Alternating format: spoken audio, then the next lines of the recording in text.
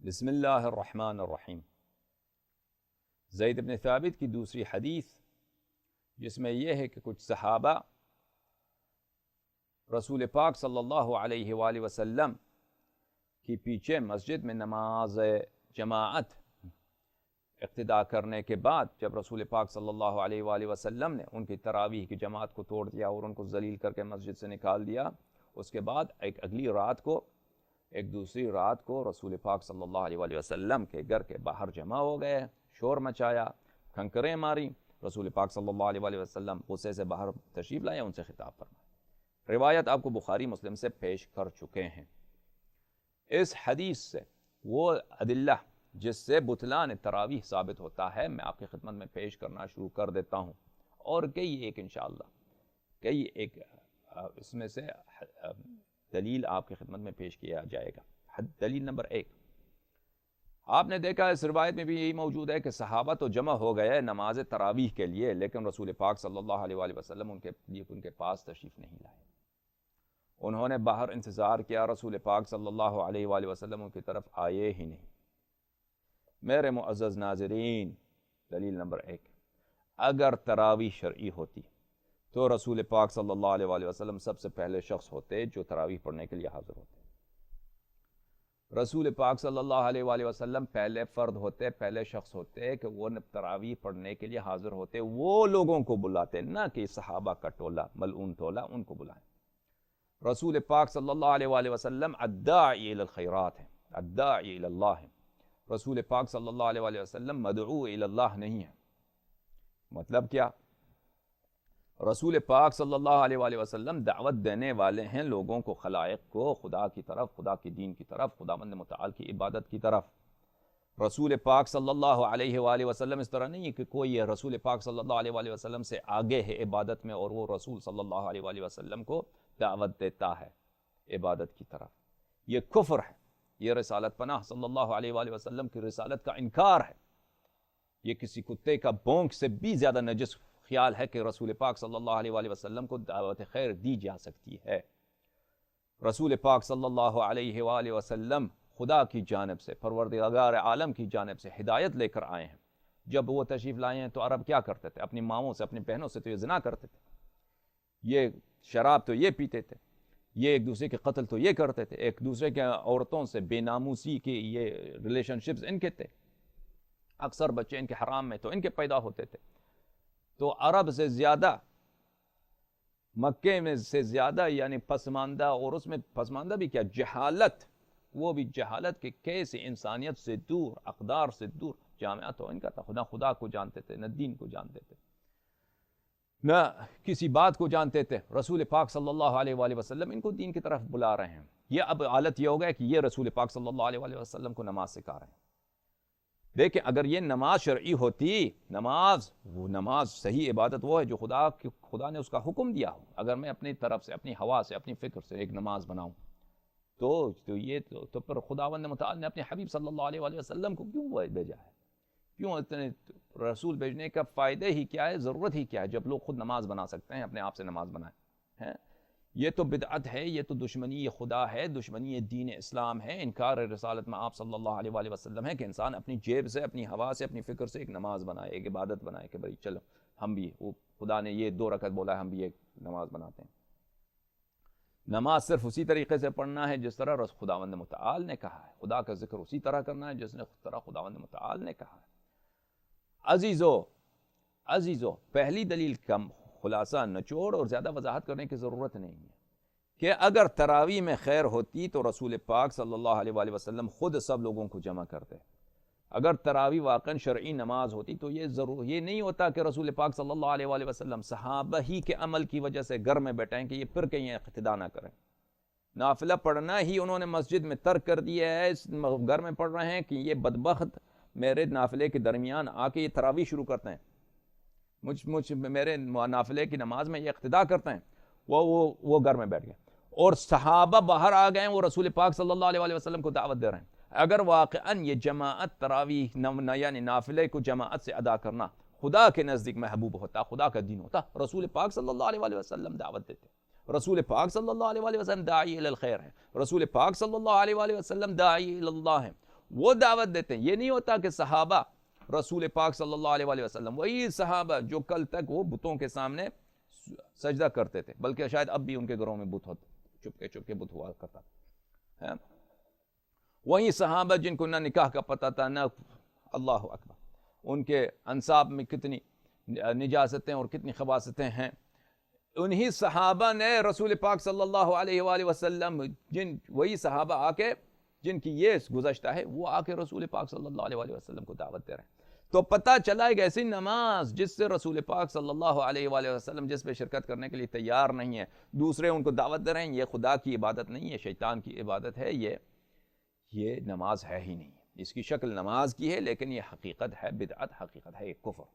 یہ پہلی دلیل, یہ واضح و آشکار ہے. اگر واقعاً تراویح میں خیر ہوتا تو سرکار مصطفیٰ صلی اللہ علیہ وآلہ وسلم خود سب سے آگے ہوتے. ان کو دعوت دینے کی کبھی یہ ہو ہی نہیں سکتا کہ کسی کار خیر میں حبیب خدا صلی اللہ علیہ وآلہ وسلم کو دعوت دی جائے. وہ داعی الی الخیر ہیں, بالخصوص شرعیات, شرعی مسائل پر, کہ نماز کیسے پڑھنا ہے, کس طرح نماز پڑھنا ہے, کہاں پہ نماز پڑھنا ہے. یہ کیسے ہو سکتا ہے کہ امت حبیب خدا صلی اللہ علیہ وآلہ وسلم کو سکھائے؟ یہ ہو ہی نہیں سکتا. انہوں نے خود بخاری میں روایت کی ہے نماز ضحیٰ کے متعلق, اصلی کما رأیت اصحابی یصلون, میں تو اسی طرح نماز پڑھتا ہوں, میں نے صحابہ سے سیکھا ہے. صحابہ کو میں نے نماز پڑھتے نماز ضحیٰ. نماز ضحیٰ ہمارے نزدیک ایک بدعت ہے, بخاری میں روایت موجود ہے. لعنتیوں مولویوں تم کہاں ہو, تمہاری عقل ہے, تمہاری دین, یہ دین خدا ہے. عمری مولوی میں تم سے کہتا ہوں اصلی کما رأیت اصحابی یصلون, ہاں, یا صلو کما رأیتمونی اصلی. وہ نماز اس طرح پڑھو جس طرح تم مجھے دیکھو کہ میں نماز پڑھتا ہوں. نماز کس سے سیکھنا ہے؟ ہاں, نماز خلائق نے رسول پاک صلی اللہ علیہ وآلہ وسلم سے سیکھنا ہے, یا رسول پاک صلی اللہ علیہ وآلہ وسلم نے صحابہ سے سیکھنا ہے. اس لیے تم کہتے ہیں عمری. تم اگر اہل سنت نبی صلی اللہ علیہ وآلہ وسلم ہوتے تو اپنی صحیح ترین بک میں, یہ بخاری ہے, صحیح ترین کتاب میں یہ نہ لاتے رأیت اصلی کما رأیت اصحابی یصلون, میں تو اسی طرح نماز پڑھتا ہوں, صحابہ کو میں نے دیکھا اس طرح پڑھتے ہیں تو میں بھی اسی طرح پڑھتا ہوں. صلاۃ الضحیٰ لعنت اللہ علیکم, یہ تمہاری دین ہے, تمہاری عقل ہے. میرے عزیزو, پہلی دلیل تراویح کے ابطال کے لیے واضح و آشکار ہم نے بتایا آپ کو, بلکہ بری بات نہیں کہ میں یہ روایت آپ کو دکھاؤں, رأیت کما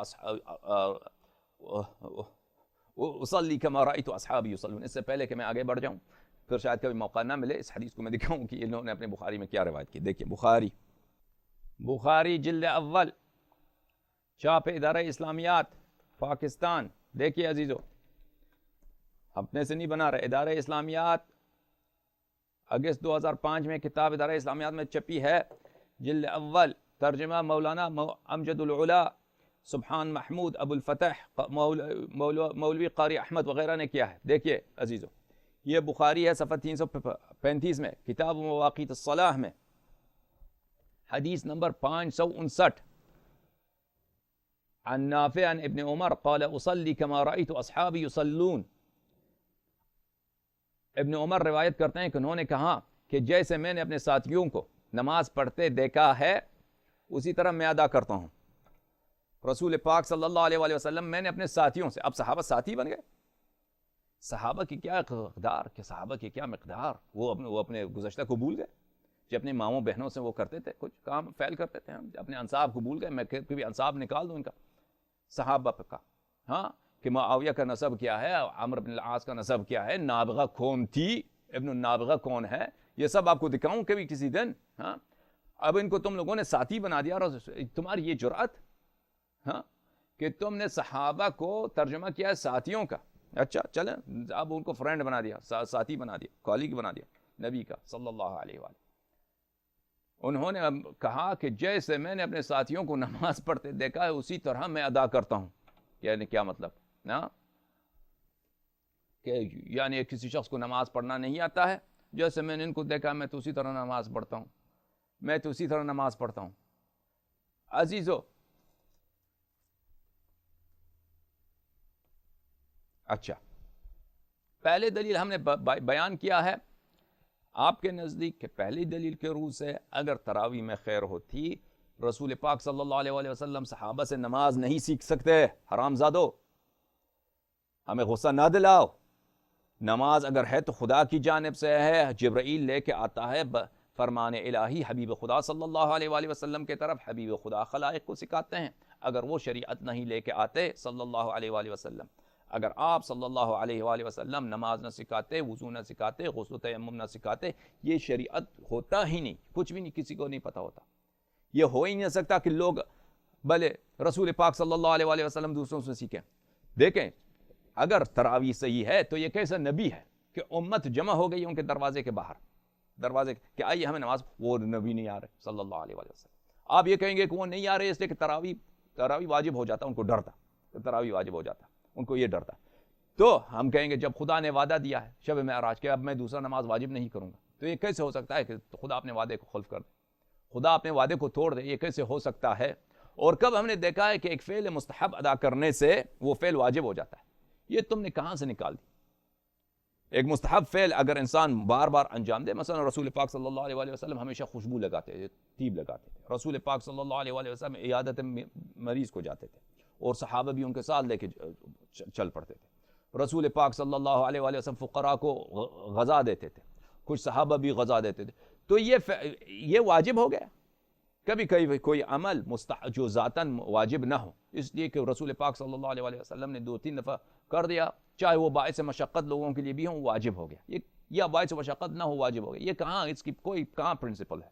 کہاں پہ یہ کوئی قرآن کی آیت ہے، کوئی مثال ہے؟ اپنے آپ سے آپ لوگوں نے بنا دیا. بلکہ وہ روایت جو یہ انہ سیکتب علیکم، وہ اس کا مقصد یہ ہے کہ تم پہ عذاب نازل ہو جائے گا. معزز ناظرین، یہ پہلی دلیل واضح و آشکار ہے.